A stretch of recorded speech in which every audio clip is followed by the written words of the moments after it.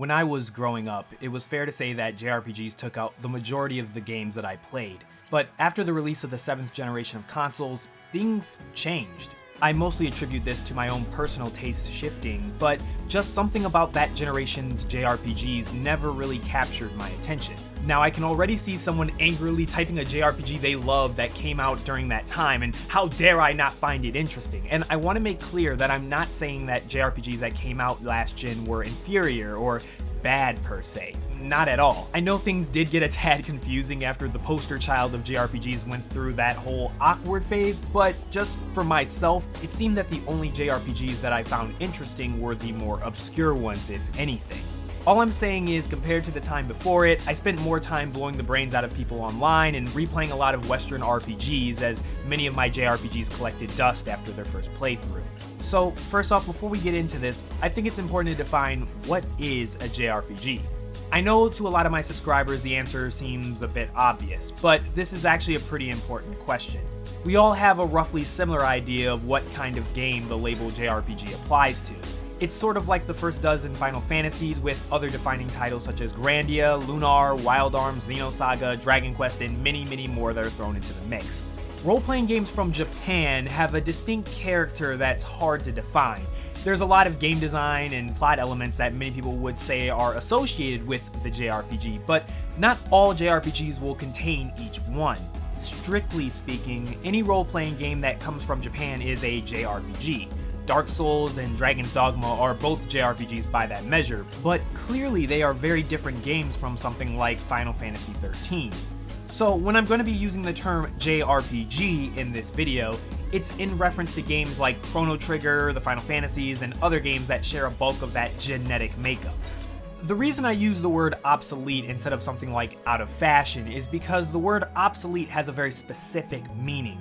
It refers to the idea that something is no longer used or should no longer be used because it's been replaced by something better. So why did I choose that take? Because that's how some people have been talking about JRPGs for a while now. In a world that has games such as The Witcher and Skyrim in it, the somewhat formulaic and often linear design of JRPGs may seem a little bit old-fashioned. I personally don't think that the given game design can really become obsolete, especially after certain games these past couple of years, because that's like saying that a style of music like jazz or heavy metal can become obsolete. The truth is that art forms are timeless. They are wax and wane in terms of popularity. They also get refined by advancement in the arts and supporting technology.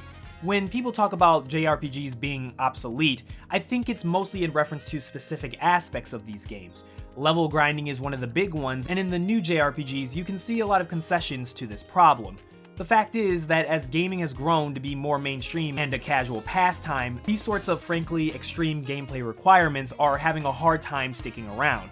It's not a coincidence that the re-release of Final Fantasy IX on mobile and PC came with built-in cheats that let you switch off random encounters and speed up the game considerably. Honestly, extreme grinding is really a throwback of early JRPGs running on hardware like the NES with limited space of game content. It's the same reason platformers from that time were so hard. It helped pad out the gameplay time so players felt like they got their value for their money. So yes, a specific issue like repetitive grinding can be toned down or even eliminated without hurting the core character of JRPGs. But what about the class of games as a whole? Is there an argument that role-playing games that have that uniquely Japanese character can now be replaced with something better and fresh at all? There's a couple of things that can be said on that point. First of all, one of the most popular turn-based strategy games in the world is over 1,500 years old. It hasn't even received any good DLC in that time either. That game is chess. And although we have thousands and thousands of digital and analog games that are more advanced and even more complex than chess, it remains a beloved game that many people are willing to dedicate their lives to mastering. It doesn't matter that there's newer and flashier games than chess, there will always be people that appreciate it and games that are like it. This totally applies to video games as well. We've seen a bunch of amazing Baldur's Gate-like CRPGs come out recently, such as Pillars of Eternity and Tyranny. Secondly, JRPGs are the fresh and new thing that will replace JRPGs. Let me explain. It's not like the Japanese game industry is stuck in amber or anything. Just look at the evolution of the Final Fantasy games, for example. They've kept the core DNA and identity, but the gameplay bears almost no resemblance to the first games. The changes were gradual, but the change is there for anyone to see. Don't think that these games are made in a vacuum. The best aspects of games like The Witcher are influential in the East too. Thirdly, modern JRPGs have done plenty of new and fresh things. Even older games like Grandia or Lunar had plenty of subversion in them in terms of storytelling, if not revolutionizing JRPG game mechanics. I sometimes get the feeling that people who are trying to say that JRPGs should just go the way of the dinosaur are not people who actually play these games. The fact is that diversity breeds strength. That is true for games as it is for anything else. To lose the unique nature and perspective of role-playing games from Japan would be a tragedy. I still mourn the death of the classical adventure game in the vein of Monkey Island. Sure, we sort of have games like that from developers like Telltale, but even they were forced to turn their more traditional games like Sam & Max and Back to the Future, the game, into something closer to an interactive movie, which is what Telltale's Batman series is closer to. We really lost something when classic adventure games died, and I hope that we can rediscover it again one day. But if we lost the core of what makes JRPGs special, it would be a much bigger tragedy. JRPGs should evolve to suit the tastes of modern gamers, just as they have since their inception over the decades. In my opinion, there's no need to have them replaced with Western RPG-style open-world games God. that are now dominating in the West.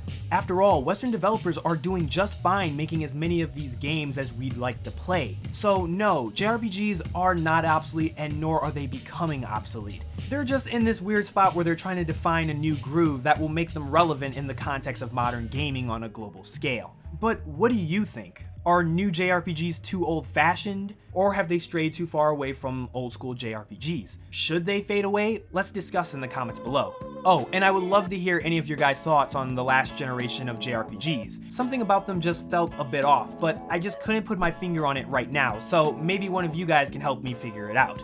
I'll definitely be keeping an eye on the comments for this video, and it might lead to another video in the near future. Who knows? Alright guys, I'll catch you later. Peace out.